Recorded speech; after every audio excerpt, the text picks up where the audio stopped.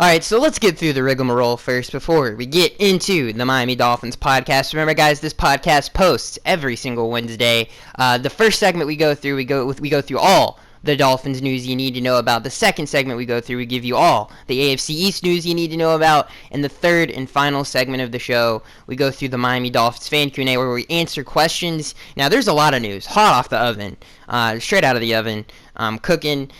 This first piece of news is obviously going to make any Dolphins fans hand clench. And so, I guess in nervousness, in anger as well. It's kind of ridiculous at this point, just because of the caliber of player and what he means to the franchise and what he means to the fans. I think, it's you can't put into words how much he means to the Dolphins franchise, just in general. So this first news story is by Zach Links of Pro Football Rumors, and it is also by Omar Kelly of the Sun Sentinel. And this is very interesting stuff. It's the title of the article and the title of the report is Jarvis Landry wants to stay in Miami. So let's start on this article. Jarvis Landry is entering his contract here, but he says he wants to stay with the Dolphins for the long haul. At the same time, he confirmed that he's setting a deadline for the two sides to agree on an extension. Jarvis Landry said, quote, "I want to focus. I believe that Miami is where I want to be. Miami is the place I call home. I want to be able to give all mentally, physically, and emotionally this season. Once the season starts, I just want to put all that behind me and win the Super Bowl." Right now, Landry is slated to play out the 2017 season for less than $894K. There has been some speculation about his agent seeking an average salary of $11 million or more, but it's hard to gauge next year's wide receiver market from this far out. On one hand, this offseason's top available receivers, including Kenny Stills, did not get as much cash as expected. On the other hand, the projected cap increase for 2018, coupled with insane amounts of rollover money out there, could result in a lucrative market for Landry and others. A deal bringing Landry into the top 10 to 12 at the position might not be such an outlandish ask. So there you go. That's the full report. So this is interesting. Obviously, I don't think people were wondering that Jarvis Landry wants to be a Dolphin. I guess this confirmed. I guess you can, in the back of your head as a Dolphin fan, I wonder if he wants to be a Dolphin, and that's obviously natural. And we've went through. I think people are like, why are Dolphins fans so nervous about this kind of stuff? Well, when you look at our history and some of the things that the Dolphins have done that have just been like smack your face on your forehead or your hand on your forehead, that have just been so stupid. It's like, why would you do that? The Dante Culpepper, Drew Brees situation, that was stupid. I think more recently how we handled the Olivier Vernon situation, which really hampered us for the next season. So from the 2015 year to the 2016 year, it really hurt us from a depth position, and then we ended up paying Andre Branch more than Olivier Vernon that we were willing to give Olivier Vernon. So that situation was botched. And then you go, even back through the 70s where we could have won more Super Bowls, where Joe Robbie wasn't, he's cheap. He didn't want to pay Larry Zonka, Paul Warfield, and Jim Kick to long extensions, so they go and play for a different football league. There's just been a lot of situations in Dolphins history that you kind of look at and you're like, why did we do that? And so this is, I guess, another one of those, like, you're just like hoping we don't mess this up. And Jarvis Landry, such an important piece and cornerstone to the franchise, and what we've been able to build up until this point. This is the best team Jarvis Landry has been on. This is the best team Tannehill has had. This is the best team we have had in some time. And I feel like why would we ruin such a great team? If we got rid of Jarvis Landry, that would just be destroying the foundation of the team, and that would not be good. So hopefully we can bring him back, not only for the fans' sake, for just the franchise in general, winning games. And just it's so important to us. I cannot explain to anybody else how important Jarvis Landry is to the fans of the Dolphins. I don't think there's any one player, that garners so much respect universally from a fan's perspective as a Dolphins fan. There's not one person. There's certain people that may not say Jarvis Landry is not he might not be a number one receiver, but I have never met anybody that has said that he's not a great player. Because he is. He's the best slot receiver in the league. He's the best slot receiver in the NFL. Has the most yards out of the slot.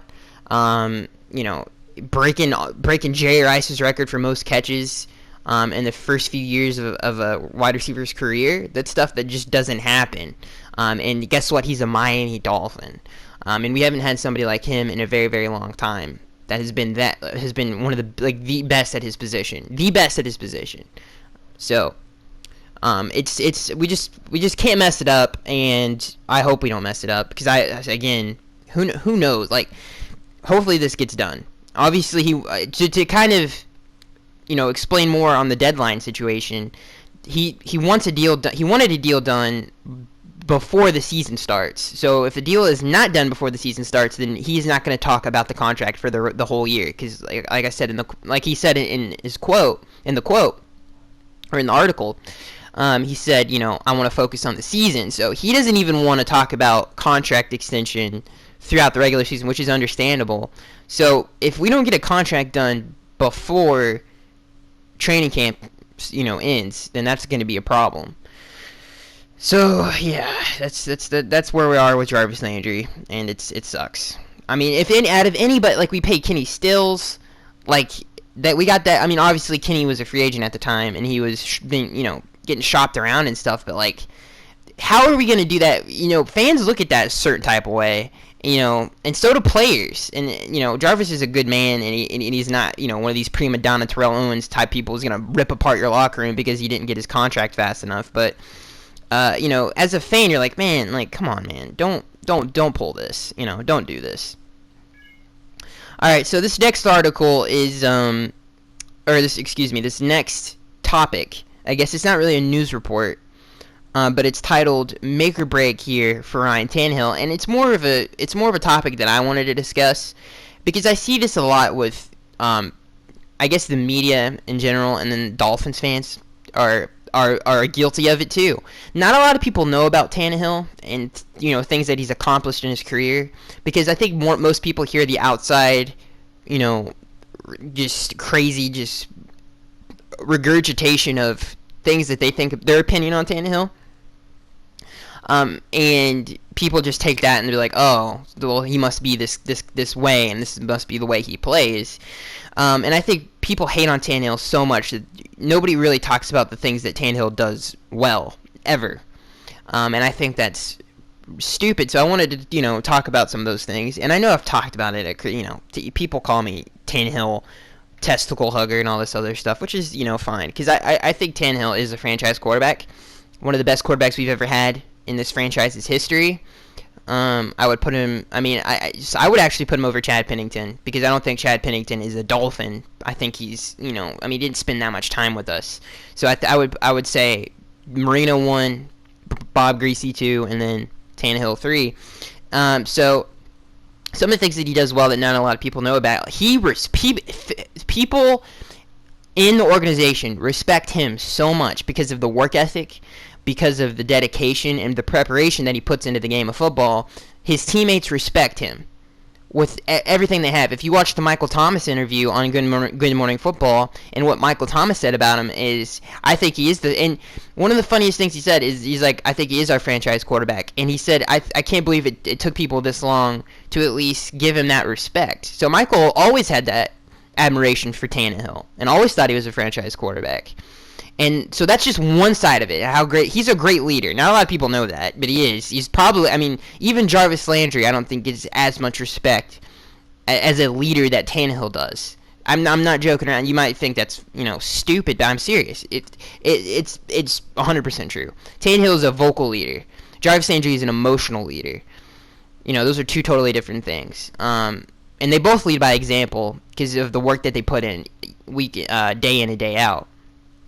So, that's one side of Tannehill that he brings to the franchise that we haven't had at the quarterback since Chad Pennington. Chad Pennington was that same way, and then before him, Dan Marino.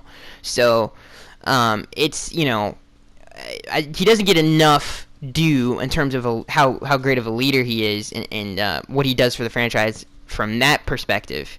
And then you look at what he's done just in terms of what he's done on the football field. Last season, people say that was his best year. Now, statistically, that was not, in some, like, from touchdown to interception ratio, not his best season, obviously. He threw 19 touchdowns, 12 interceptions, but from league ranking standpoint, it is. So, he was top 5 in the NFL. I think he was 4 in accuracy, 20-plus yards down the football field. Now, if you watch tape of Tannehill last year, it's easy to see that. And a lot of people say we run a quick passing game. He obviously ranked towards the end, towards the bottom of the league in terms of attempts down the field, but that never matters to me. Some quarterbacks just can't capitalize on that, and Tannehill, on a regular basis, on a consistent basis, hit those deep passes. So he was top 5 in that category. He was top 5 in yards attempt. I think he's 7 point something. He ranked over a lot of great quarterbacks. I think he even ranked over Aaron Rodgers in yards per attempt. And then you look at the quick passing game and how fast Tannehill gets the ball out. He ranked in the top 5 in that. He get accuracy. I think it was below 2-something seconds. He was top 5 in that as well. Now there are negatives to some of the things that Tannehill. And it's not like I think Tannehill is a perfect player at all. I think some of the negative things is like he needs to be more of an instinctual football player. I feel like there's too many times in his career where he could have picked up a first down with his legs and he didn't do it. A lot of people bring up another underrated fact. He is actually, his pocket presence is not as bad as people say it is. Pro Football Focus did an article about this, and they said I think he had one unavoidable sack. All the rest of them last year were unavoidable, which is pretty crazy if you think about it. So that's another underrated aspect of his game. Those are all cold hard facts. Those are not. Now you could go fact check me. I'm sure I'm probably wrong. I don't think I am, but if you go fact check me on some of those things.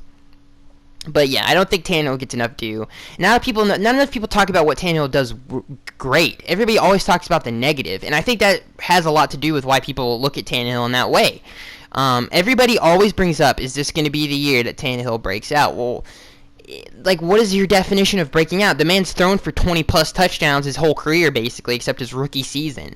So what do you want him to do? Like, he threw for his best touchdown year, 27 touchdowns. Do you want him to throw for, like, have an MVP caliber season, throw for 35 and 12? Like, I mean, he can do that, and I'm sure he will do that this upcoming season, but, like, was that truly his breakout season? Of course, I guess in a lot of people's eyes it would be, but I think I've always had that thing of Tannehill where that is our guy, especially from a Dolphins fan's perspective, when you've had to deal with Chad Henning and how many crapping quarterbacks, like Tyler Thing, like how many quarterbacks have we had to start since Marino left, for God's sakes. So yeah,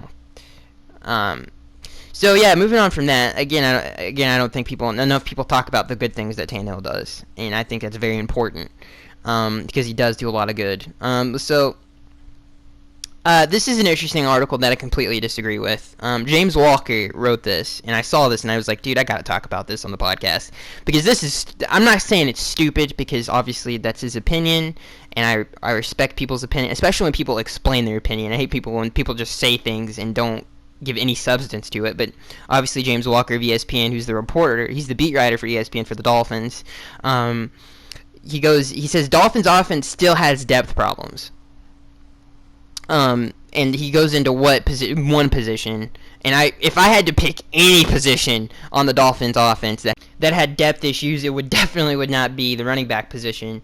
But that's what James goes on to say, that there is depth issues there. There is definitely not depth issues there. I think it's just, I'm not criticizing him. I think it's an interesting topic of conversation, because our offense is, a lot of people don't understand how talented, it is a very, very talented offense. Very, very, very talented. I think it's one of the more talented offenses in the NFL, and I don't think I'm the only one that shares that opinion. So, I haven't said that about a Dolphins offense, and God only knows how long. But anyway, when you look at the Dolphins running back room, I don't think it's like, ooh, we don't have anybody who can start behind Jay. I think it's like, we have so many talented players behind him, who's going to get it? And I think when you look at Kenyon Drake, I don't think there's any other running back in the NFL that has the size and speed combination that Kenyon Drake does. People forget how crapping tall Kenyon Drake is. He's like 6'2", or I think he's 6'1". The man is big. He's a big dude, and he's so fast. Like, he's one of the fastest players in the league. And you saw that in all those kickoff returns, and he's got great hands. He's a great receiving back, especially coming out of college. And we saw that throughout the season. And he got limited plays, and he made so many plays. So Kenyon Drake's super talented, special talent. He's got great vision in the backfield. We saw that against the Buffalo Bills. He took that play that looked like it was going to be a loss of one, like a no gain or a loss of one, and then he turned it into a touchdown. Kenyon Drake's super talented guy, and then you look at Damian Williams and the things that he brings to the table from a receiving back standpoint, and from just like how many big plays he made. That he's such a great. He's got great vision as well, and he made so many big plays last year. He's so tough to bring down. He's got super strong legs. He's got great vision. He's a great leader. He brings a great energy to the football team. So he's amazing. And then Davion Smith, and how, do you know how many people, around the league, people are just raving about this kid. And I can't wait to see him play because of things that people say about him, and things that I've heard about him, and things that you see from interviews from him. And I can't wait to see what he can do in preseason. So I don't think I think it's far from a weak positional group. If I had to pick one it's the obvious one. It's the guard position. That it's not that it doesn't have depth, but it's like who's from a starting standpoint, who the heck is going to start there? But I think it has depth. Not to say that it doesn't have depth, but I think it's like who is going to start there. So moving on from that, I think we got one more topic to talk about before we move on to the AFC East news you need to know about. And this is should the Dolphins pursue Darrelle Revis? Now, you guys know how I feel about this. You guys know. I've talked about it maybe 15,000. I made a whole video on it. I've made like 5 different videos on this. I'm stuttering because I think it's a pretty obvious answer to the question. Yes, I think Darrelle Revis needs to be a Dolphin for 1,000 different reasons. One, I think he can help us if Nate Allen fails at the safety position, which I don't think he will, but I thought he would. I've done a whole 360 on Nate Allen, just from things that we've seen. And what we've heard, and from just great that we've heard so many great things about Nate Allen. So I've changed my opinion, but to use him in the slot corner position, which I think is another position that we really don't know who's going to be there, and it's one of the more underrated positions in the NFL. I think he could totally do that at above an average level. I think he could do that at a high level. I think people forget when you run the slot, you got to be able to tackle. People run at you schematically. People scheme to run at the slot corner, and if you're Bobby McCain, who's 5'8" and looks like he's a twig, it would be, I think Darrelle Revis, who's a hard-nosed physical corner, I think who's a really good open field tackler and a really good tackler in general, I think he would fit that slot corner role. And how, he's great man coverage, great zone, super smart. He's seen every formation, has been in every coverage you could possibly think of, and I think that's what you need. That's what you need in the slot corner position, is that. And he knows how to win in the AFC East. He knows what it takes to win a Super Bowl. He knows what it takes to win in the playoffs, and I think that's super valuable to a young Dolphins football team. Because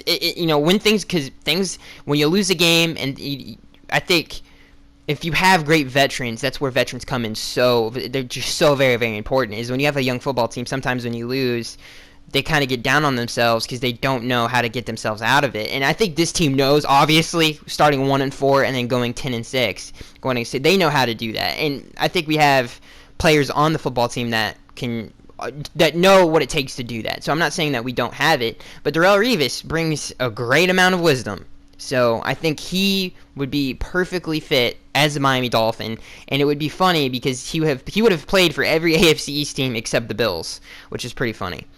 I would love for Darrelle Revis to be a Dolphin, and that would feel so weird for him to be a Dolphin, for how many battles we've had against him over the years.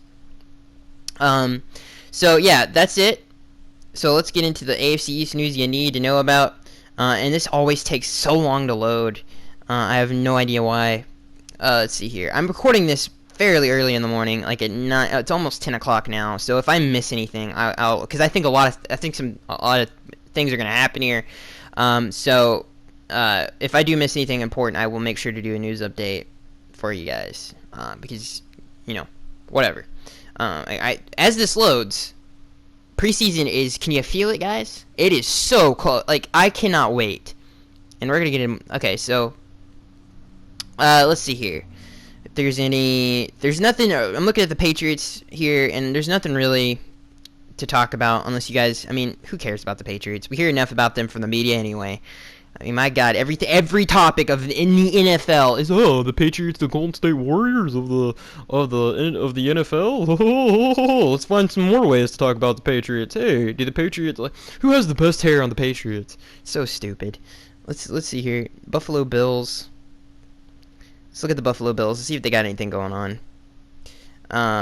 They're rumored. They're going after Anquan Bolden, I think.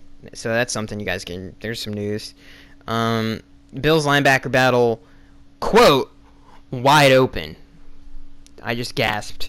And they lost some, they lost a lot of, a lot of people are like, oh, the Bills. And my rebuttal to that is they lost a lot in free agency. They lost one of the best corners in the league, especially one of the best dude, Stephon Gilmore can cover, man.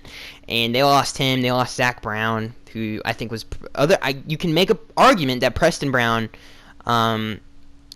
is those two you can make an argument for, but I don't know who I would pick, who's the better player there. And then obviously the Tyrod Taylor, it seems like we talk about this on the podcast, every single podcast, about how Tyrod Taylor, why the Bills hate him so much, I don't know. So yeah, that's a thing. So nothing really to talk about from the Bills' perspective, other than the fact that I think a lot of people aren't talking about how much they've. If we lost that much talent in free agency, you bet your balls we would hear about it every 2 seconds. Let's see here. Let's go to. All right. And if you guys don't know, to throw this in here, if you don't know who our practice partner for training camp is going to be, for the last few weeks, there is going to be the Philadelphia Eagles. So that should be fun. Our defense is going against Carson Wentz and his new revamped offense with Alshon Jeffrey and Torrey Smith and obviously Jordan Matthews. Those are some super talented guys, and so that should be really, really fun. All right, so last but not least, the New York Jets. Let's see what they're up to. I don't think they're really up to anything. This takes so. You know what? If I had some transitional music, that'd be great. But anyway, not to get off topic here. I don't think the Jets have done anything important, so I guess we could skip them. But I don't know. We're like 20 minutes in here. I guess we're not gonna skip them. We're not gonna skip them. Dang it! Where's the Jets? Come on, just give me the Jets news. I don't even want to know. I don't even care. But this is for the fans. Dang it.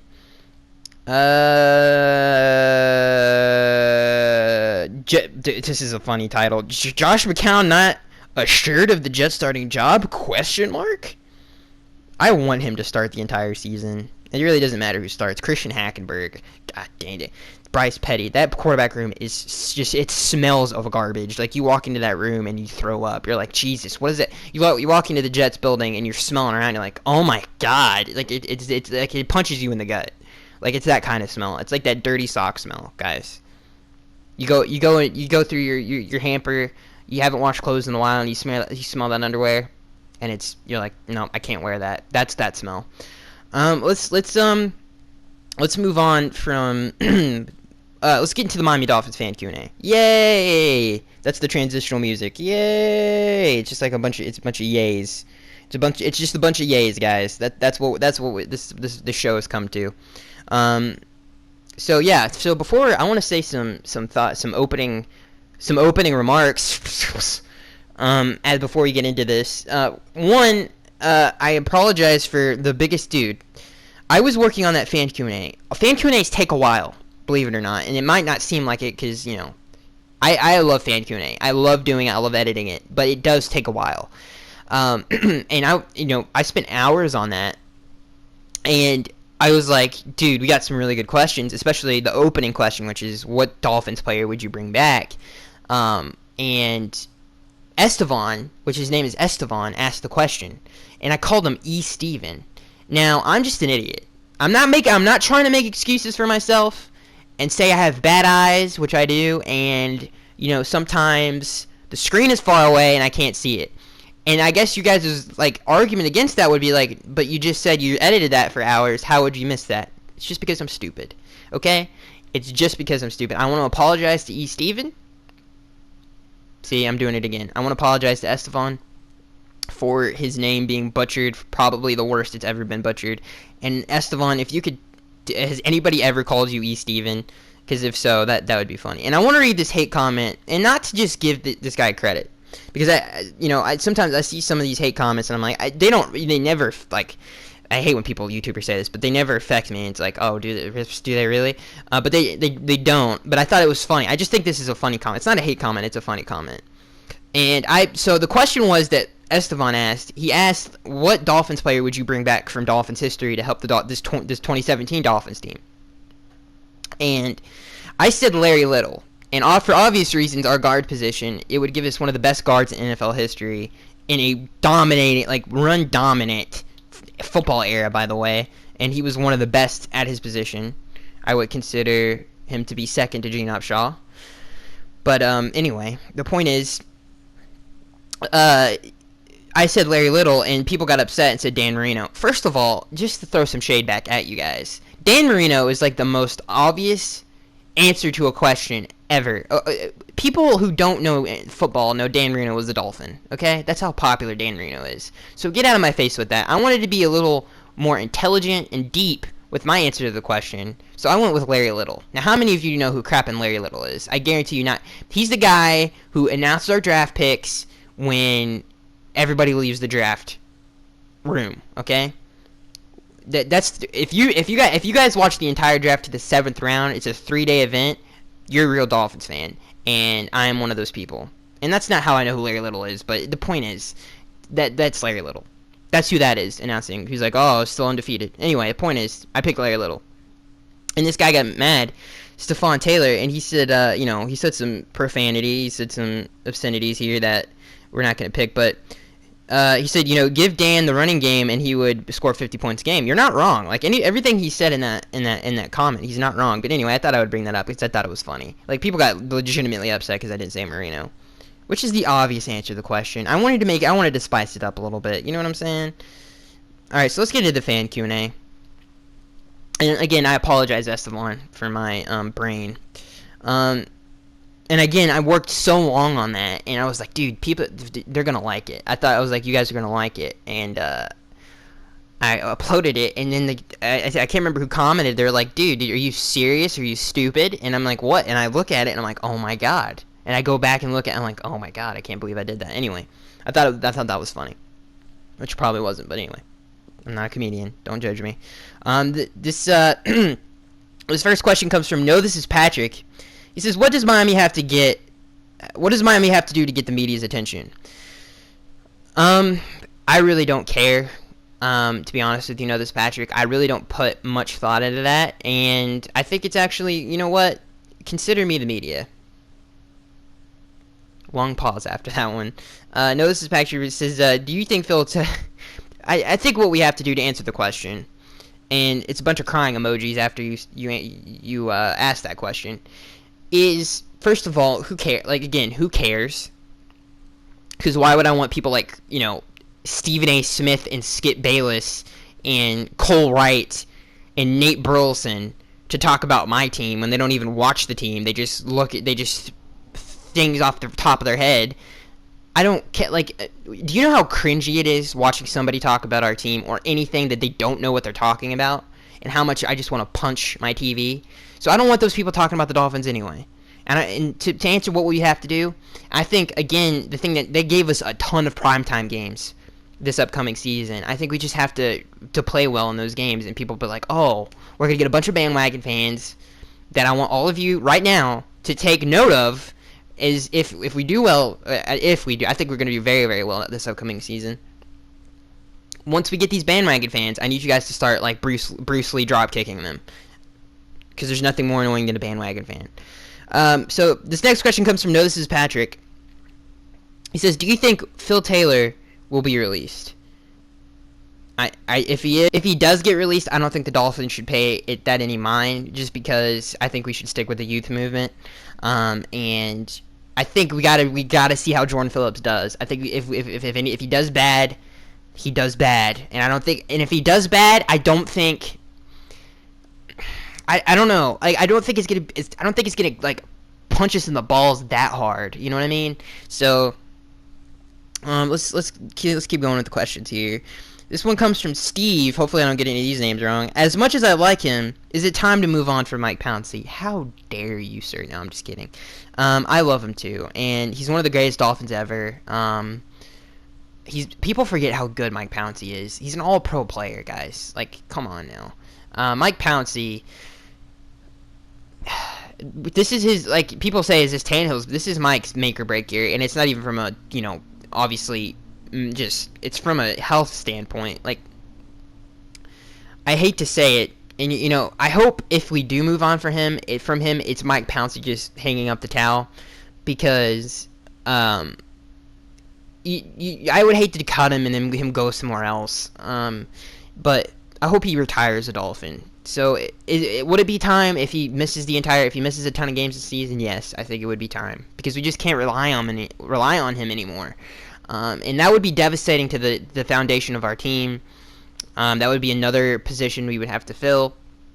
Not that we have a ton of positions to fill anyway, but it would be something something so hard to replace what Mike brings to the table. And again, from a leadership standpoint, Mike is one of the best, the bigger leaders in that locker room. So that would be a tough blow. I'm just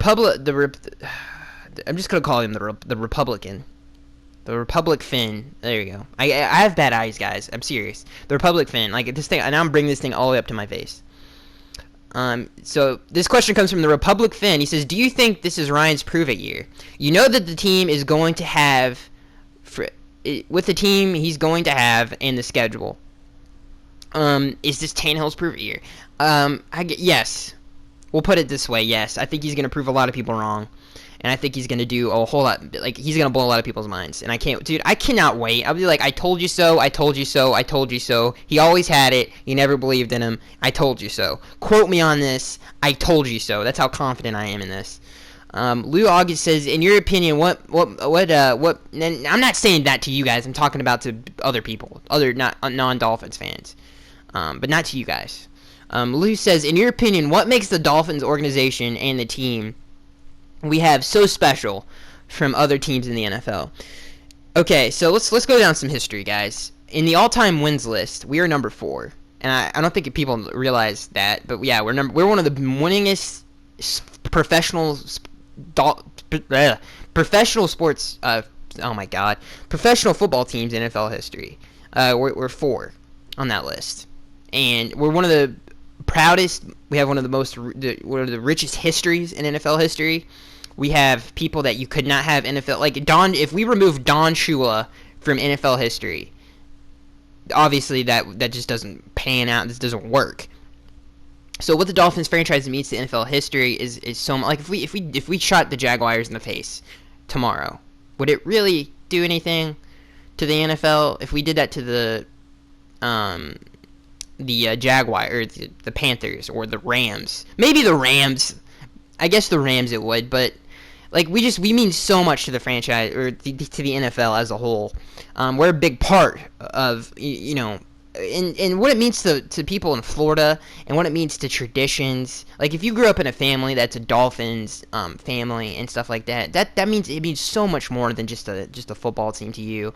It's a part of your family. It's a part of a tradition, and that goes for different NFL teams, but we've been around for so dang long. Obviously, we had our 50th anniversary. What was it, 2 seasons ago? Or yeah, I think it was 2 seasons ago.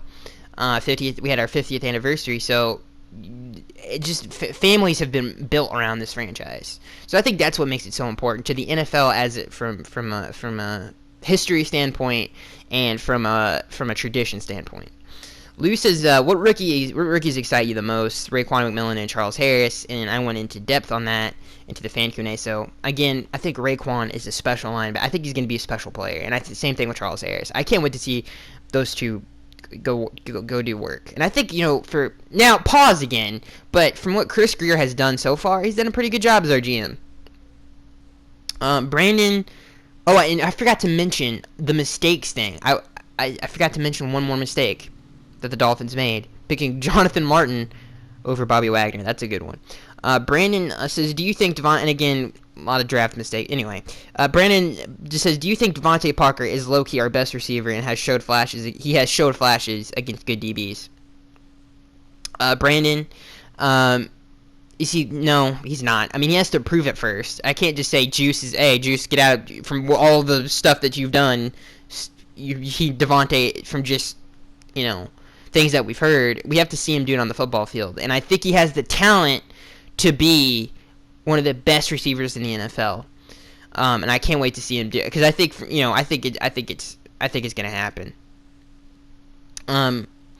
Let's see here. Let's see. This next question comes from Gamer. He says, in next year's draft, who do you think they will want/need position wise? Oh, now next year's draft for offensive linemen is going to be very, very good, and I would expect if Isaac doesn't pan out, and Jermon obviously is probably going to retire after this year, I would expect guard is going to be something that we go after. And I hope it's not like, God, I don't know, who knows, but I would think guard would be the safest bet there. This next question, Michaela Hansen says, which players are you most excited to watch in preseason? Charles Harris and Raekwon McMillan. I don't know why I just had a brain. And for the offense side of the football, Leonte Carew. I think I watched some tape the other day because I was super I needed to watch football, and there was a couple of plays where Leonte Carew's speed surprised me. There's a particular play against the Jets. Now, again, this is the Jets secondary, but he outran, I think it was Buster Screen, who's a very fast corner, on a deep, I think it was a deep post. I can't remember what it was, but he beat a double team, which is pretty impressive. And Tannehill barely missed him. This next question comes from Ronald. I came across this is a stupid. I answered this in the fan Q&A. So yeah, he just says I came across fans hating both Adam Gase and Tannehill, wanting Dan Campbell back in Miami to draft a quarterback. When I call them dumb, they say I keep drinking the Kool-Aid of a moron fan. How do you respond? You just go up to him and you flick him in the nose. You just flick them, and then just like on the base, just the base of the nose, you just go over there and you just flick them, and hopefully they disappear. And if they do, you did it right. Mikhail Hansen says, how many Pro Bowlers did you think we're gonna have this year, and who? That's such a hard question to answer, Mikhail. God. Okay, well, guaranteed. Okay, let's just do surprised. Okay, guaranteed. Obviously, we're getting Juice in there. I think Laramie's gonna go for the first time. So let's just do first timers. Laramie. I think Tannehill. Hopefully he gets the votes because again it's a popularity contest and not a lot of people like Tannehill. I'm sure if he had a great year, hopefully he would get. Just please vote for Tannehill because he's deserved Pro Bowls before. Like if Tyrod Taylor got to the Pro Bowl, Tannehill should have got to the Pro Bowl. Okay. So yeah, moving on from that, and don't even get me started. Argue with me, Tyrod Taylor. Tyrod Taylor went 8 and something. I think he maybe went 8-8 or 7-9 the year he made the. I think they went 8-8 that year, or maybe they went 9-7. I think it was 8-8. And Tannehill's went 8-8 and thrown for 27 touchdowns. Tyrod Taylor has never thrown for 27 touchdowns. Anyway, I don't know why I got on that rant. Oh God, let's see here. Ricky Ricardo says, I know it's unlikely. He asks if Lamar Jackson will be a fit. I answered this in the fan Q&A. I have a lot of. There's huge question marks about Lamar Jackson's game that I have. I don't know if he's a franchise quarterback, basically, because of the durability. I think is a problem, and could he ever develop into a good pocket? To be a franchise quarterback, you have to develop into a good to great pocket passer, and that's something we saw Cam Newton struggle with for a while, and then he finally did it. In the 2015 season. He did it in the 2014 season. I think he really improved on it, but the jump from 2014 to 2015 was a huge leap. This next question comes from Ronald. He says, would you be happy with splitting games with the Patriots and Bills to end with the same division record, or sweeping the Patriots and being swept by either the Jets or Bills? I don't want to answer that question. Because you know why I don't want to answer that question, Ronald, is because I want to sweep everybody. That's why. But would I be happier sweeping the Patriots and then being swept by either the Jets or Bills? No, I would not be happy with that. How about we just, I don't know. Ronald, don't paint me into a corner. Carl, this next question comes from Carl. He says, do you think the Steelers have a chance to beat the Dolphins since the Dolphins have improved their garbage team? Carl, that's aggressive. Improved their garbage team. We just went 10-6 last year. That's not garbage, dog. That's well above garbage. Garbage is going one in 3 to 4 games. That's garbage. So, yeah. Yeah. Lou says, if Landry gets paid, do you think that he will be paid as a top 10 receiver in the NFL? Yeah. I like the article we read in the beginning of the video, or the beginning of the podcast. He probably will go from somewhere from 12 from the 12 range to the 10 in the 10s. Carl says, is Le'Veon Bell better than Ajayi so far?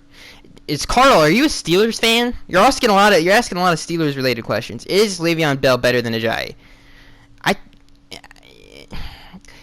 Oh my God, this is a tough question to answer because I think Jay's at least a top 3 running back in the NFL. Led the NFL in yards after contact. They're two totally different backs. It's like, what do you want in your running back? Do you want a guy who's a great dual threat, or do you want somebody who's just a great running back? And just in terms of the traditional sense that he's going to put it down, great downhill runner that Jay is. And I think Jay is going to be. He was a great dual threat running back in college, and I think he has yet to bring that to the NFL. But I think this year he will, and it just depends on your style of play. But as a player, I think Le'Veon Bell is better than Jay right now, and that's a tough. So yeah, I think Jay just got to get better in the receiving game, especially in today's game. Carl says, to be honest, is the Steelers overall better than the Dolphins? Please be honest. Why do you love the Steelers so much, Carl? If you're a Dolphins fan, you're asking all these Steelers questions. I don't know what the heck's going on here, Carl. I don't know what's going on. Lou says, are you afraid that the Dolphins are going to trade Landry for some draft picks or better players while Parker is rising and becoming the next star? So you're saying, are they waiting to see if Devontae Parker... That's a great conspiracy. Are they waiting to see if Devontae Parker is that guy so they don't have to invest in Jarvis Landry? And if they do that, then they are so stupid. I could see that, though, Lou. I could see that, to be honest with you. I don't think they are, but I could see that. Jonathan Diaz says, hey, man, my question is, who do you think will get more touches behind Jay? I answered this in the fan Q&A, Drake or Williams. I think Williams is a better receiver, but reality, it's up in the air. Kenyon. With T-Zone says, hang on, god dang it. T-Zone's, god, can you just load? T-Zone says, with a healthy Rashad, see how I say Rashad? You guys would just much rather me say Rashard instead of Rashad. With a healthy Rashad, and projecting that our 3 starting linebackers will be Kiko, Timmons, and Raekwon, I can see the Dolphins being a top 10 to 15 against the run, plus the depth at this both safety and linebacker is as good as it's ever been with a lot of youth and experience. What do you think?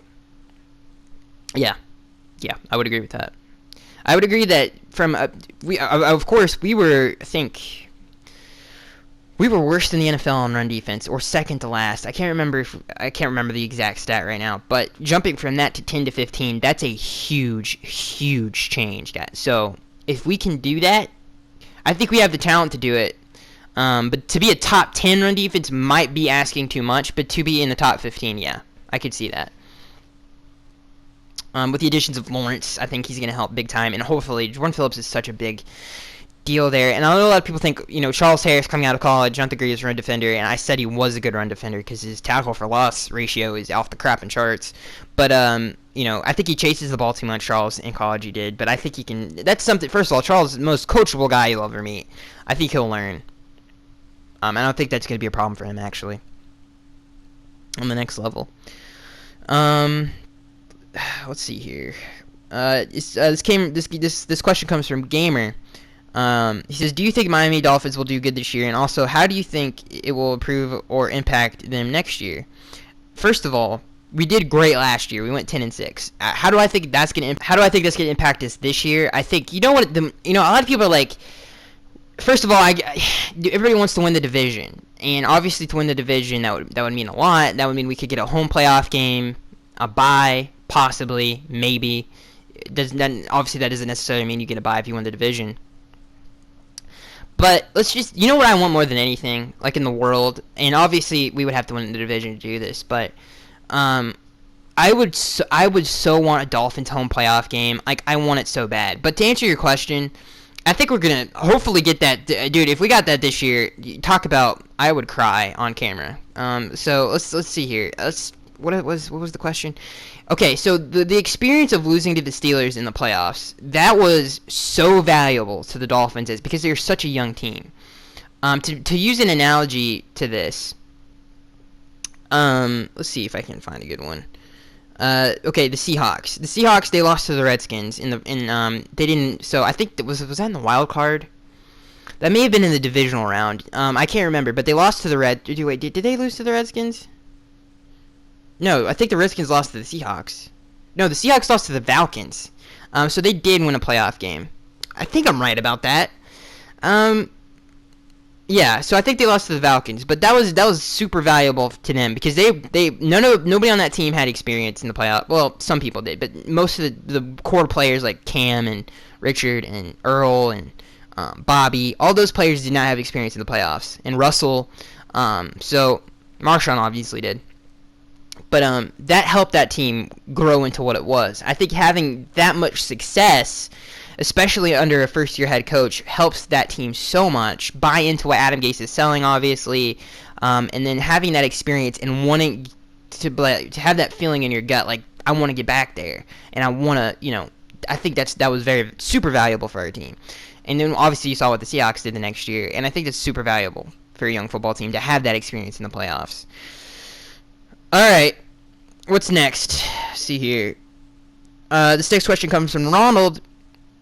He says, if Parker gets hurt and takes a step backwards, what do you think the Dolphins will do at receiver? Do they foolishly stick with him or look to draft choice for at the number, like, I don't know, to draft a number one receiver? I don't know why that took me so long. If Parker gets hurt and steps backwards, what do you think the Dolphins will do at receiver? I don't know. That's a hard question to answer. I think we definitely would move on and stop thinking and stop putting so much stock in him as like, okay, he's going to be this. I think we would definitely move on. Now that doesn't mean we'll cut him or anything, but I don't know if we would know what he is. Mikhail Hansen says, how do you think our final wide receiver depth chart will look like? I don't know. I've been okay. So the big three: Kenny, Jarvis, and Kenny, Jarvis, and Devontae. Behind him, I would say Leonte. I think Drew Morgan's gonna make it. So just yeah, something like that. Ronald says, if Sue goes down week 1, what do the Dolphins do this year with him gone all year? We would be, God, it would not be good. Ronald says it would be bad because we would obviously start. It would be Jordan Phillips, and next to him, I guess Devon. That would not be good. Ronald says, when Ryan Tannehill wins a playoff game, do you think the sports media will still dog on and question his talents? Yes. I think it would take more than that. I think more people would get on the wagon. But I think some people will still be skeptical. Steven says, if Ryan does a bad job this season, would you want him to stay? If not, what quarterback would you look for in the future? So for me personally, if I had to replace Tannehill, there's 3 guys, and Lamar Jackson. I think, I like Lamar Jackson. I think he has potential, but I don't think there's so many questions on him. The top 2 though, Josh Allen and Sam Darnold. I don't think we would ever get Sam Darnold, obviously, but I think if we had to trade and mortgage somebody to get one of those 2, I think if we had to settle for one, I think Josh Allen. I think Josh Allen has potential to be a really good quarterback. Same thing with Sam Darnold, but I really don't know who I would replace him with. I guess you would have to ask me after this upcoming college football season. Antoine Jackson, because I want to see if Lamar Jackson improves on some of the things from last year. Antoine Jackson says, do you think we could re-sign Mario Williams for pass rushing purposes? No. He better not ever step foot next to the Dolphins, this crapping building. The man stole money. Dude came and was in a rocking chair and got fat and never. Oh my God. Sean Jacobs says Antoine Jackson, Mario Williams isn't a bad. Oh, okay, that was a good. Okay, so that's it, guys. That's all for the fan Q&A. I hope you guys liked it. I hope you guys enjoyed the podcast. Remember this podcast. Oh God, my throat hurts. Remember, guys, this podcast posts every single Wednesday. We go through all the Dolphins news you need to know about. The second thing we go through is the Miami Dolphins, or all the AFC East news you know about. Third thing we go through is the Dolphins fan Q&A. Hope you guys enjoyed. I'm super excited for this season. I cannot wait for the preseason. I am so jacked. I am ready for it to be here. I'm so happy. I can't wait for training camp, man. Training camp's here in our face. I can't wait to see how that develops. I think we have a really good football team this year, and I can't wait, man. I'm so excited. I'm so very very excited. So, I am Skag1383. Let me know what you guys think about some of the topics down in the comment section below. And I'll see you guys in the next one.